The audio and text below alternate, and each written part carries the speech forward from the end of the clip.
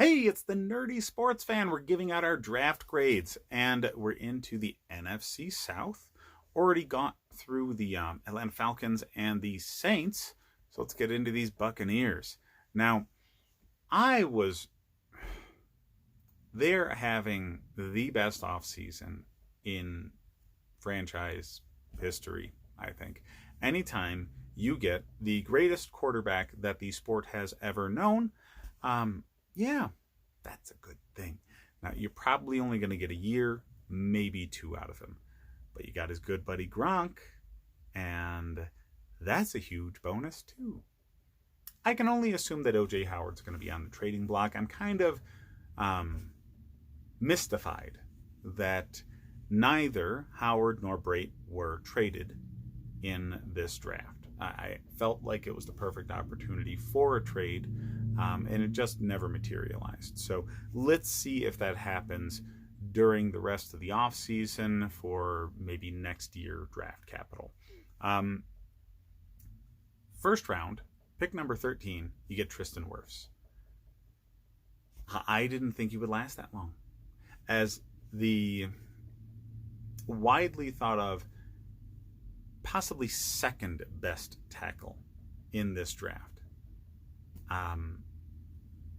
Physical, big human being who's got some more technical ability than the other big physical guy in Mekhi Becton. And to be able to get him at 13, that's huge. All right, one of the biggest problems for this team last year was the offensive line play.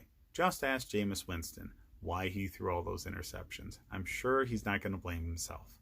But yeah, the kind of pressure that was on the quarterback last year was huge. So Tristan Wirfs is an immediate upgrade, and Tom Brady's got to be extremely, extremely happy with that because you already have the skill positions pretty much wrapped up as far as the receiving targets go. So offensive line is the next most important thing for a quarterback typically when he's looking at what you're doing in the draft. So this is a very good thing. Down from there in the second round, you get Antoine Winfield Jr., my favorite safety in this draft. I love Antoine Winfield Jr. He's a bit undersized, but he's got the professional pedigree. His dad played in the league and was a Pro Bowler for multiple teams. My Buffalo Bills drafted him, and he eventually ended up finishing his career with the Vikings.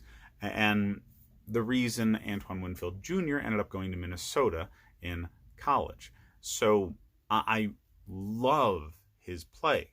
Okay? His dad's problem was he was a fantastic tackler, good in coverage, but he wouldn't make plays on the ball extremely well, so he never created turnovers. Sonny Boy does not have that problem. Okay? Antoine Winfield Jr. is a ball hawk. Okay? He will create turnovers, either through forced fumbles or interceptions. He's all over the damn field. And they used him so much at Minnesota. He was a do-everything guy. They used him in kick returns because he's so dangerous with the ball in his hands. So I think you got an absolute gem to fix the back end of your defense, which was the worst in the league. You desperately needed to address the defensive secondary in this draft, and they do here. Now, from here, you get Keyshawn Vaughn, running back, and I just honestly feel there were better running backs than him at this position. I mean, something like 10 picks later, Zach Moss goes to Buffalo, and I love Zach Moss. So why Vaughn gets selected over him, I'm not going to know. If you're going to go running back here, which a lot of people went running back in this range, so I'm not necessarily faulting them, get the good one. So considering there were running backs that I had still in my top 5 running backs in this draft available, and they didn't go for him, and they didn't even go for the next guys down, like Zach Moss, I don't know what the heck they're doing with this selection. Running back's a position of need. Vaughn's got good film. So he is still going to be an upgrade to your running back room because running backs were terrible for Tampa. So there's that. But there was better out there. Tyler Johnson's a meh kind of pick to me. A lot of people are up on Tyler Johnson. I just think he's value appropriate at the position, but this team did not fucking need him. Okay, wide receiver is the last position this team needed to do anything for. So unless Bruce Arians had something very, very specific in mind, a package or something in mind, that this guy specifically will do better than anybody else on the team, I think it's a wasted pick. Khalil Davis, I'm high on. I like Khalil Davis. I think he's a good player. I don't see his need on this team. I don't. Okay, a defensive front was not the need. You're going at a position that's mostly there to stop the run, and you're putting him on a team that's already the absolute best defense against the run in the league. So I think that's a wasted pick.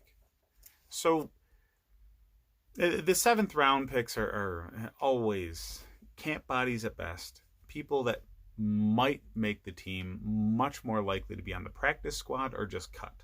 So, Russell and Kelly is not a thing worth talking about. So I'm obviously quite high on some of the players, quite down on some of the other players, and mostly the decision making surrounding them. So I give the Bucs a B-. Their top 2 picks, fantastic. Everything after that, yeah. So tell me what you guys think. Okay, hit me up in the comments. Let me know if you agree or disagree with me. Check out the other videos I have. I'm making one of these for every single team so you can get a good feel for how I think about the rest of the league's performance in the draft. Like and subscribe if you enjoy the content. And I've got a Patreon going that's going to be focused on your fantasy football teams. I absolutely dominate leagues in fantasy football, and I would love to pass that information along to you. So hit me up if you would like to do better in fantasy this year. Thanks for watching, guys.